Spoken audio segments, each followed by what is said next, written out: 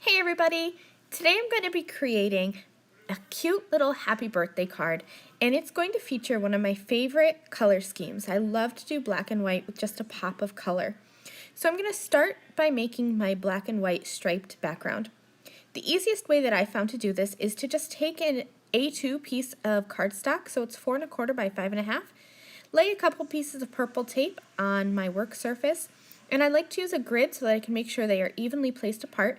I'm going to be masking and ink blending lines that are 1/4 of an inch thick. I love to ink blend with the Ink on 3 Blackout Detail ink.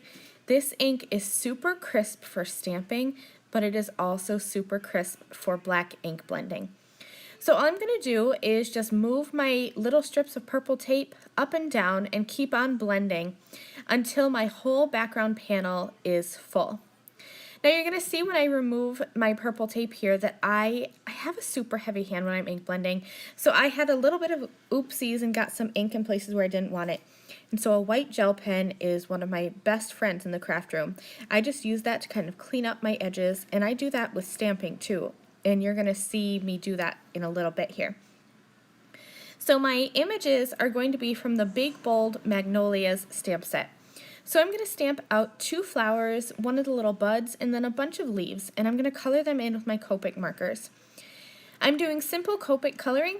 I did decide to go with 3 colors for this marker, or for this flower, so I have RV21 is my lightest, RV13 is my mid, and RV04 is my dark.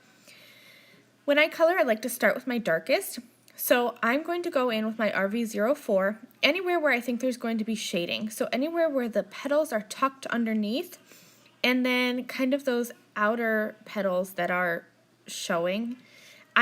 Wherever the petal meets the center point of the flower, that's where I'm going to add my darkest.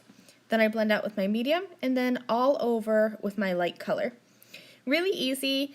These 3 flowers took me essentially no time at all to color. For my leaves, one of my favorite leaf combinations is YG25, YG17. I like to go in again with my darkest color. I just draw a quick line right up the center vein of the leaf. And then I'm going to color all over that with my lighter color. And because these 2 colors blend out so you can't really see a lot of definition, I'm going to go back in with my darkest and just add a center line to that vein. And you saw me there come in with my white gel pen and just clean up any of my marker that gets outside of the line.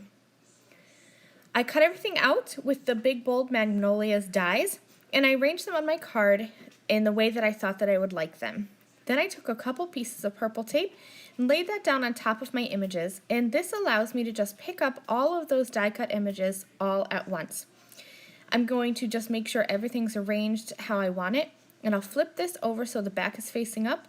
And here's where I bring out my foam tape, and I'm going to strategically place my foam tape so that it is overlapping where the images are overlapping, and hold this together as one piece. Once I get that positioned on my card, I can come in with a little bit of liquid adhesive and just kind of squirt underneath where the areas are overlapping and the foam tape didn't touch. That way I can make sure that all of these are going to stay on my card base. I'll trim off the excess, and then all that's left to do is add a sentiment.